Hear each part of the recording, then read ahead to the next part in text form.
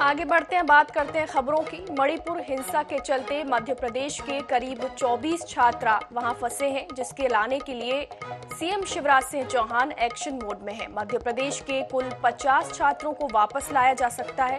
हालांकि प्रशासन के पास अभी 24 छात्रों की लिस्ट है।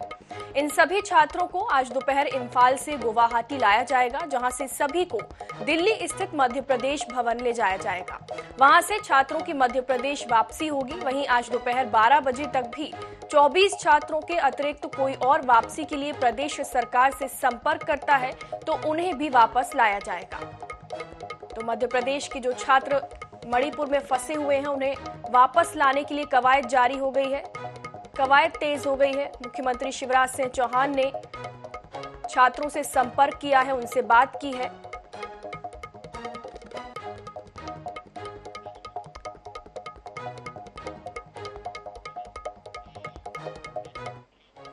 शिवराज सरकार में कैबिनेट मंत्री और जिले के प्रभारी मंत्री अरविंद सिंह भदौरिया रायसेन पहुंचे। यहां उन्होंने मुख्यमंत्री जनसेवा अभियान के दूसरे चरण की तैयारियों की समीक्षा बैठक ली। साथ ही भाजपा जिला कोर कमेटी की बैठक में भी प्रभारी मंत्री शामिल हुए।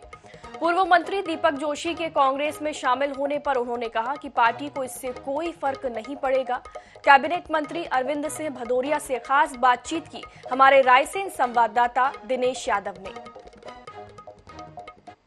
भदौरिया जी आज रायसेन पहुंचे, उन्होंने यहाँ पर अधिकारियों के साथ बैठक भी ली है। सर, आज आप रायसेन पहुंचे हो, अधिकारियों के साथ बैठक ली, क्या कहना है आपका? आज जनसेवा अभियान का कार्यक्रम 10 मई से लेकर 25 मई तक होगा। सरकार आपके द्वार है, सभी समस्याओं का समाधान करेंगे। उन सब विषयों को लेकर, लाडली बहना एक विषयों को लेकर अभी हमारे कलेक्ट्रेट में सभी हमारे जनप्रतिनिधि, सभी प्रशासनिक अधिकारियों के साथ हम लोगों ने बैठक की है। दीपक जोशी जी ने यहाँ पर पार्टी छोड़ी है और कमलनाथ जी का कहना है जिस तरीके से ये तो अभी टेलर है, पिक्चर बाकी, क्या कहना? अभी जब चुनाव आएगा तो कमलनाथ जी को ध्यान आ जाएगा पिक्चर क्या है, टेलर क्या है। कोई अंतर किसी के जानने से नहीं पड़ता है। Bharatiya Janata party cadre based मास ऑर्गेनाइजेशन है, कार्यकर्ता आधारित पार्टी भारतीय जनता पार्टी है।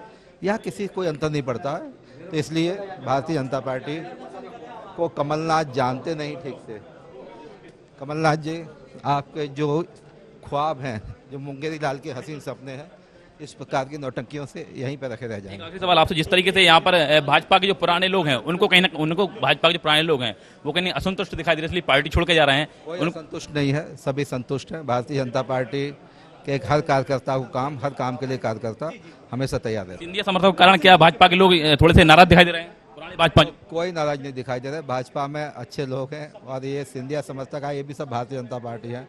जैसे शक्कर और दूध मिल जाता, वैसे दोनों मिलकर अच्छा काम कर रहे हैं। बिल्कुल। तो जिले के प्रभारी मंत्री यहाँ पर अरविंद सिंह भदौरिया जी बात रही थी, वो आज यहाँ पर रायसेन पहुंचे, अधिकारियों के साथ उन्होंने बैठक ली। साथ ही भाजपा जिला कोर कमेटी बैठक में यहाँ पर शामिल है। उनका कहना है कि जिस तरीके से दीपक जोशी जी ने यहाँ पर पार्टी को छोड़ा है, उससे पार्टी को किसी प्रकार का नुकसान नहीं हुआ। उनका कह रहे हैं कि सिंधिया समर्थक हैं वो भी उन्हीं पार्टी के लोग हैं। कैमरामैन ब्रिजेश के साथ दिनेश यादव।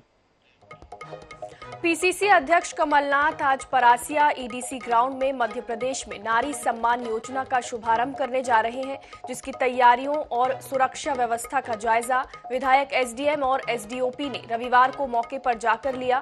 बता दें कि नारी सम्मान योजना के तहत प्रदेश की सभी महिलाओं को हर माह 1500 रुपए मिलेंगे और गैस सिलेंडर 500 रुपए में मिलेगा।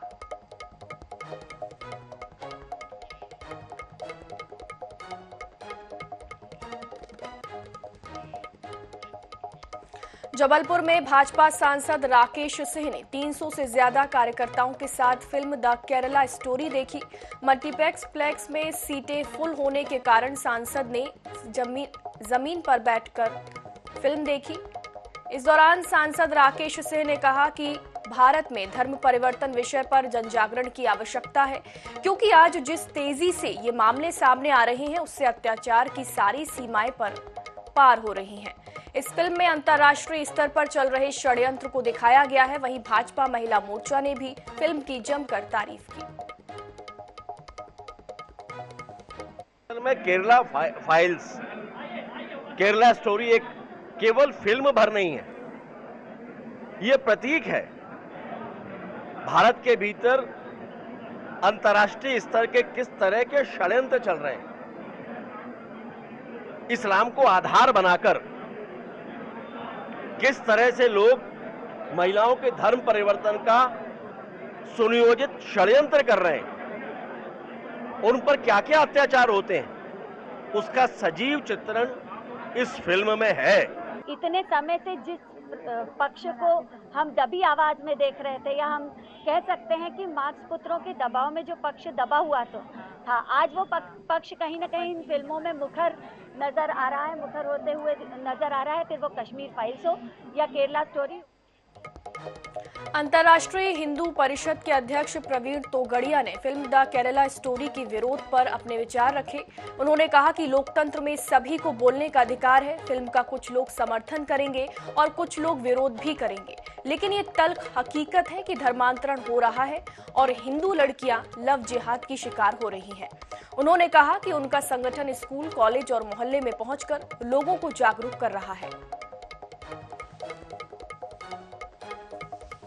इसमें धर्मांतर हो ही रहा है। हिंदू लड़कियां बहुत बड़ी मात्रा में लव जिहाद के शिकार बन रही है। बाद में ट्रिपल तलाक के आधार पर उनके डाइवोर्स होकर पूरी जिंदगी बर्बाद हो रही है। और ऐसे हिंदू लड़कियों का फंसाने का पूरे देश में व्यापक षड्यंत्र है। हम राष्ट्रीय महिला परिषद ओजस्विनी के द्वारा स्कूल, कॉलेज और अलग अलग मोहल्लों में जाकर महिलाओं को जगाने का काम पूरे देश में कर रहे हैं। चिकित्सा शिक्षा मंत्री विश्वास कैलाश सारंग भोपाल के भारत टॉकीज ब्रिज का निरीक्षण करने पहुंचे। ब्रिज को ट्रैफिक के लिए दोबारा शुरू करने के लिए मंत्री सारंग ने अधिकारियों को 25 मई तक की डेडलाइन दी। मंत्री सारंग ने कहा कि ये आरओबी 50 साल पहले बना था। इंस्पेक्शन में पाया गया था कि ब्रिज में लगे बेयरिंग खराब हो चुके थे। आशंका जताई जा रही थी कि यदि इसको ठीक नहीं किया गया तो बड़ा हादसा हो सकता है। ब्रिज की 360 बेयरिंग्स में से 320 बदले जा चुके हैं। संवाद स्थापित करने वाली सरकार है। हर वर्ग के साथ हम संवाद स्थापित करते हैं और उनकी जो समस्याएं हैं उसका भी निदान किया जाएगा। माननीय मुख्यमंत्री जी ने निर्देश दिए हैं, उनकी समस्याओं का हम निदान करेंगे। मैं उनको विश्वास दिलाता हूं कि वो पूरी तरह आश्वस्त रहें, उनकी समस्या का निराकरण होगा। ग्वालियर के जयारोग्य चिकित्सालय में नए 1000 बिस्तर वाले अस्पताल में अब मरीज और डॉक्टरों के प्रवेश के लिए अलग अलग द्वार निर्धारित कर दिए गए हैं और ये व्यवस्था सोमवार से लागू भी हो गई है। मरीज अब खेल अकादमी की तरफ वाले ए ब्लॉक के सामने से प्रवेश करेंगे, वहीं सी ब्लॉक की तरफ का गेट अस्पताल के स्टाफ के लिए रहेगा। लेकिन इस नई व्यवस्था को लेकर मरीज और अटेंडर अपनी परेशानी बता रहे हैं। मरीजों के लिए अब जो नया गेट खोला गया है उसे अस्पताल का मुख्य द्वार बताया जा रहा है। अस्पताल का मुख्य द्वार कंपू थाने के पास खेल अकादमी के सामने है। इसके चलते इस रोड पर सुबह से लेकर दोपहर 2 बजे तक जाम जैसी स्थिति बनी रहती थी, जिसके चलते राहगीरों को परेशानी का सामना करना पड़ता है। लेकिन अब मरीज भी नई व्यवस्था से पूरी तरह संतुष्ट नहीं है। और अंदर जाते हैं, कोई भी काम सुचारू रूप से हो नहीं रही है। लाइन लगी हुई है 200 लोगों की, नंबर प्रॉपर आ नहीं रहे, लोगों को जानकारी मिल नहीं रही है कौन सा काम कहां पर होगा। पूरे लोग, सभी लोग परेशान हैं और काम अगले दिन पे डिपेंड कर देते। जो आज होना है अगले दिन आओ, ऐसे थोड़ी ना काम चलेगा। पेशेंट परेशान का परेशान है वहीं का वहीं।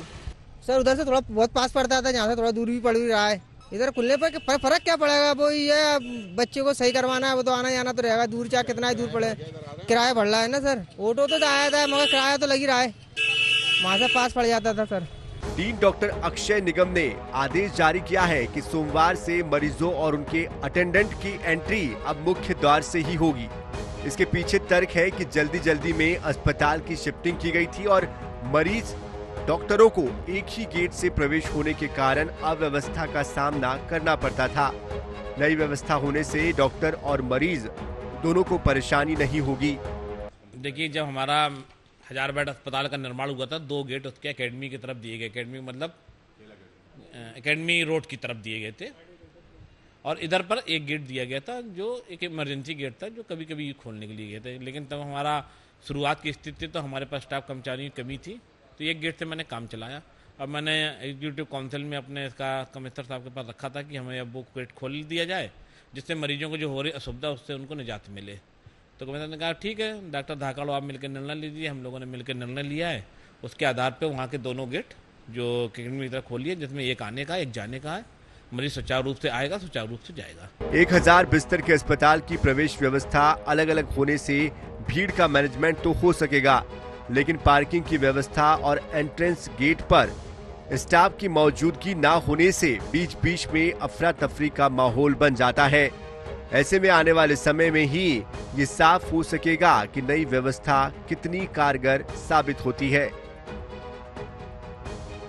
जावेद खान, INS 24/7, ग्वालियर। इस बीच भोपाल से बड़ी खबर, शिवराज कैबिनेट की अहम बैठक आज, कई अहम प्रस्तावों पर लग सकती है मोहर, किसानों को बड़ी सौगात दे सकती है शिवराज सरकार। 11 लाख किसानों का ब्याज माफ करने का कैबिनेट में प्रस्ताव, अपात्र किसानों को भी मिलेगा लाभ, 2 लाख बकाया वाले किसानों को भी होगा फायदा, कैबिनेट की बैठक में मिल सकती है मंजूरी। भोपाल से इस वक्त की बड़ी खबर, शिवराज कैबिनेट की आज अहम बैठक, 2 लाख बकाया वाले किसानों को भी फायदा होगा, कैबिनेट बैठक में मंजूरी मिल सकती है। इस वक्त की बड़ी खबर भोपाल से, शिवराज कैबिनेट की आज अहम बैठक है, कई अहम प्रस्तावों पर मोहर लग सकती है इस बैठक में और किसानों को बड़ी सौगात दे सकती है शिवराज सरकार। 11 लाख किसानों का ब्याज माफ करने का कैबिनेट में प्रस्ताव दिया गया है, अपात्र किसानों को भी लाभ मिलेगा।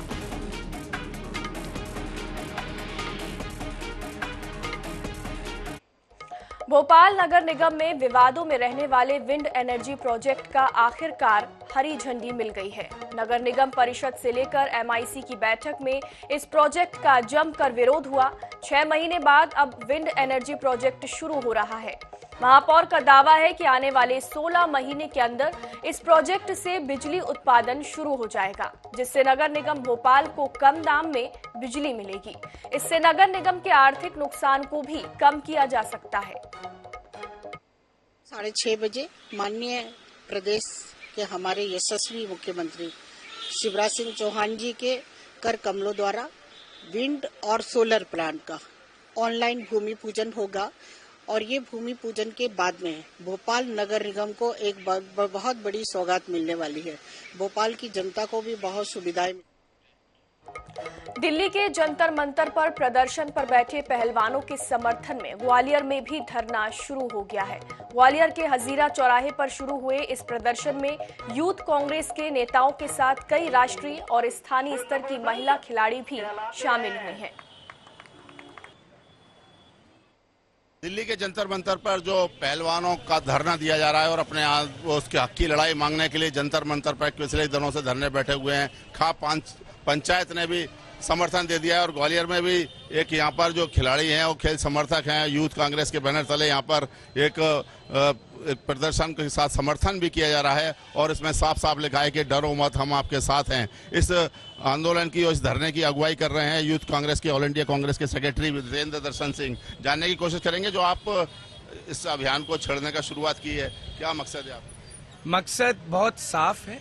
जंतर मंतर पे हमारी बहनें बैठी हुई हैं, वो बहनें ये कह रही हैं कि हम वो हैं जिन्होंने भारत देश के पटल पर इस भारत देश को एक नाम दिया, एक पहचान दी और गोल्ड मेडल जीत के लाए। जब देश में हमारी बहनें गोल्ड मेडल जीत के ला रहे हैं, हमारे भाई गोल्ड मेडल जीत के ला रहे हैं, आज अगर उनके साथ अन्याय हो रहा है, उनके साथ अगर शोषण हो रहा है, आज सेक्सुअल असॉल्ट की अगर वो कार्रवाई चाह रही है और ये मुद्दा जनवरी से चल रहा है और अभी तक उनको हक नहीं दिया जा रहा है।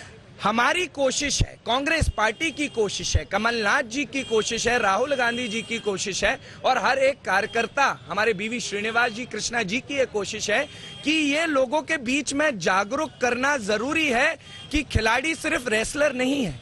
रेसलर तो होते ही हैं, साथ में और भी खिलाड़ी होते हैं जो फुटबॉल, क्रिकेट, कराटे, कई एसोसिएशन से जुड़े हुए हैं। कौन कौन से खिलाड़ी आपके साथ मौजूद हैं? बात करिए, रानी राणा जी हैं।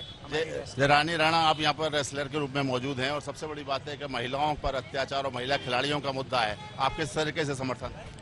मैं यही कहना चाहती हूँ अपने भारत सरकार से कि अगर जो एक ब्रजभूषण की बात नहीं है, उनके साथ पूरे उसमें जहर घुला हुआ है, उनके साथ और भी हैं, उनको भी सजा मिलनी चाहिए। ऐसे लोगों को तो फांसी पे चढ़ा देना चाहिए। अगर हमारी बेटियों के साथ, हमारी बहनों के साथ शोषण हो रहा है और वो जंतर मंतर पे रोड पर बैठ के अपने हक की लड़ाई लड़ रही हैं, अपने उसकी लड़ाई लड़ रही हैं, तो उनको ये न्याय मिलना चाहिए। और ये आंदोलन है ये कहीं से कहीं प्रतीकात्मक रूप से तो ये लगता ही है कि जंतर मंतर की जो लड़ाई है वो केवल दिल्ली और हरियाणा के पहलवानों की लड़ाई नहीं है, ग्वालियर और पूरे देश की लड़ाई है और खिलाड़ी इसके लिए एकजुट होते हुए जा रहे हैं। कैमरामैन अजय उपाध्याय के साथ जावेद खान, INS न्यूज ग्वालियर। उज्जैन में पुलिस का अनोखा अंदाज देखने को मिला। पुलिस ने ढोल बाजे के साथ फ्लैग मार्च निकाला और बदमाशों के घर पर मुनादी करवा दी।